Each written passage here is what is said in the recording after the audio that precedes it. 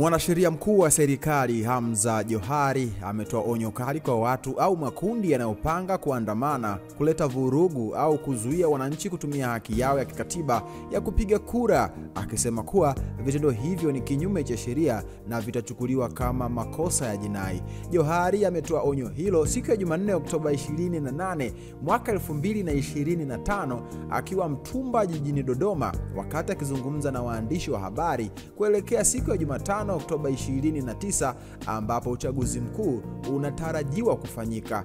Amesema kuwa katiba ya mwaka 1977 imebainisha wazi kuwa mamlaka yote ya uongozi nchini yanatokana na wananchi. Hivyo ni wajibu wa kila raia aliyetimiza umri wa miaka 18 kujitokeza kupiga kura ili kuchagua viongozi watakaowaongoza kwa mujibu wa misingi ya demokrasia na utawala bora. Aidha, amebainisha kuwa hakuna sababu yoyote ya kikatiba au kisheria inayoweza kupelekea kuahirishwa kwa uchaguzi mkuu wa rais, wa bunge na madiwani unaotarajiwa kufanyika, huku akisema uchaguzi huo ni halali na utafanyika kwa mujibu wa katiba ya Jamhuri ya Muungano wa Tanzania, katiba ya mwaka 1977.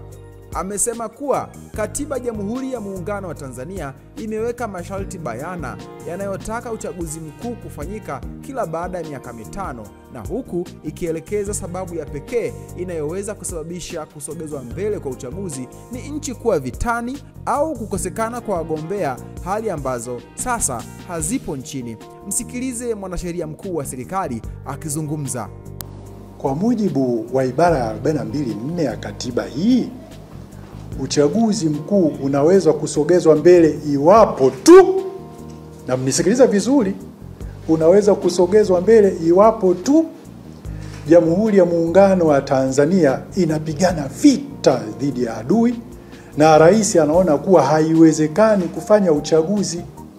Bunge laweza kupitisha azimio mara kwa mara la kuongeza muda wa miaka 5 na muda huo usizidi miezi 6. Mara nimesikia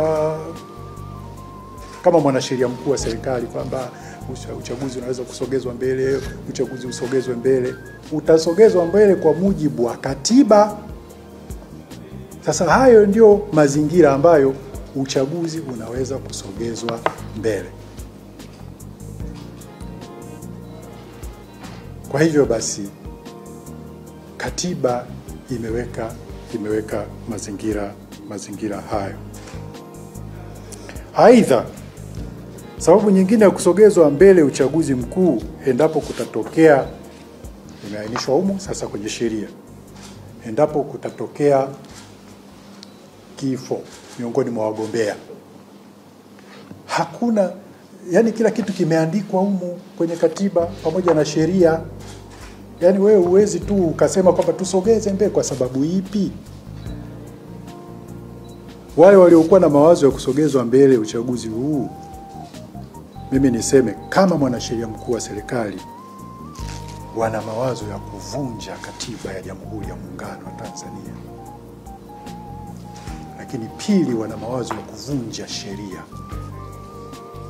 Kwa hivyo ni waasi wananchi muwapuuze. Nchi hii inaendeshwa kwa mujibu wa katiba na sheria. Kwa hiyo tuache kutumia mitandao ya kijamii kuvunja katiba. Na wengi ambao nimewafuatilia wako nje ya Jamhuri ya Muungano wa Tanzania. Labda wanaamini kwamba kwa kuwa nje ya Jamhuri ya Muungano wa Tanzania ni vigumu wao kukamatwa na kufikishwa kwenye mkono wa sheria. Kwa hiyo waache, na sisi kama wananchi tuwapuuze. Lakini wale wote ambao wamepanga au wanapanga kuandamana, kuleta fujo na kuzuia wananchi kutumia haki yao ya kikatiba ya kupiga kura, waache nia hiyo ovu, kwani watakuwa wanatenda kosa la jinai na serikali haitasita kuwachukulia hatua kali za kisheria kwa mujibu wa sheria zilizopo. Lakini niseme pia kama mwanasheria mkuu wa serikali, kwa yakini kabisa, katika uchaguzi huu tunaokwenda wa mwaka huu, hakuna chama chochote cha siasa kilichozuiwa kushiriki uchaguzi.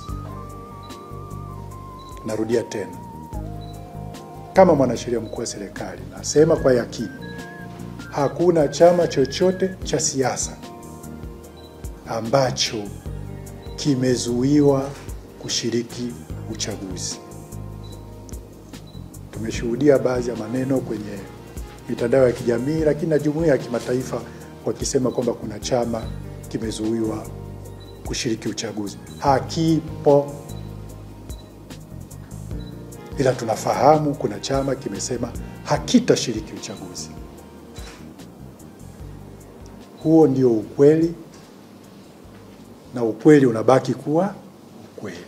Mwanasheria mkuu wa serikali ameeleza mazingira pekee ya kuahirisha uchaguzi.